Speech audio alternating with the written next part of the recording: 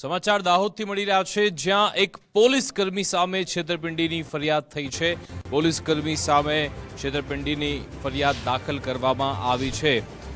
Dhanpur police મથકના કર્મી છે જીતેન્દ્ર સોલંકી, જેની સામે ફરિયાદ ગાડી ભાડે લઈ વેચી માર્યાનો ગંભીર આરોપ છે। અમદાવાદની ટ્રાવેલ્સ કંપની પાસેથી ગાડી ભાડે લેવામાં આવી। પોલીસ તપાસ માટે જરૂર હોવાનું ખોટું બહાનું ધર્યું।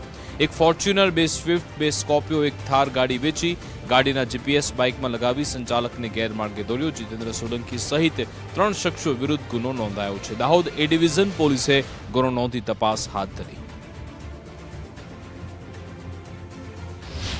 દાહોદ ટાઉન એ ડિવિઝનમાં એક ચોંકાવનારી પોલીસ ફરિયાદ દાખલ થઈ છે।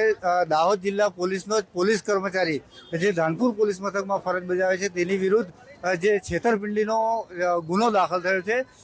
અમદાવાદની જે ટ્રાવેલ્સ એજન્સી છે તેની પાસેથી કાર ભાડે લઈને વેચી મારવાનો આખો કિસ્સો સામે આવ્યો છે। ટ્રાવેલ્સના સંચાલક છે સૌરભભાઈ, આખી ઘટના શું બની હતી? ઘટના એ છે કે અમને એવો કીધું કે અમારે પોલીસ તપાસ માટે ગાડીની જરૂરત છે। અમે એ લોકોને એમ કીધું કે અમે તો વેરીફાઈ કરવા માટે આવશું, તો અમે આવ્યા તો એ લોકોએ ડીવાયએસપી ઓફિસની નીચે અમારાથી ગાડી મંગાવી। અમે એનો વિડીયો ઉતારેલો છે ત્યાં ડીવાયએસપી ઓફિસની નીચે, એમને અમે કરાર કરેલો છે। એ કરાર કરીને અમને ગાડી આપી। પછી અમને ખબર પડી કે એ લોકોએ અમારા ગાડીના જીપીએસ કાપીને બાઇકોમાં જીપીએસ ફિટ કરી દીધા છે। અમને એ કીધું કે પોલીસ તપાસમાં અમારી ગાડીઓ જાય છે, પણ અમને એ ખબર નથી કે એક પોલીસ કોન્સ્ટેબલ અમારી જોડે આવી છેતરપિંડી કરશે। બાકી ત્યાંના ડીવાયએસપી બહુ સારા છે, એમને એ વાતની જાણ થઈ, એમને તરત એની ઉપર ગુનો દાખલ કરીને જે કંઈ કાયદાકીય કાર્યવાહી કરી છે, પણ આરોપી હજુ ફરાર છે।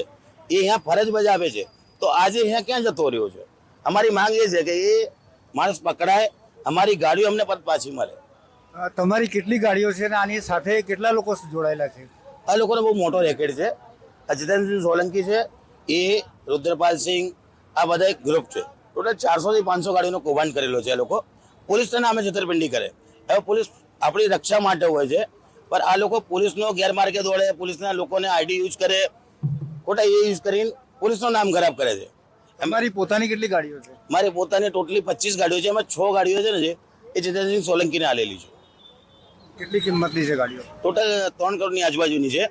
આ લોકો કંઈ લગભગ 40 લાખમાં આરસી બુક ડુપ્લિકેટ બનાવીને વેચી મારી છે।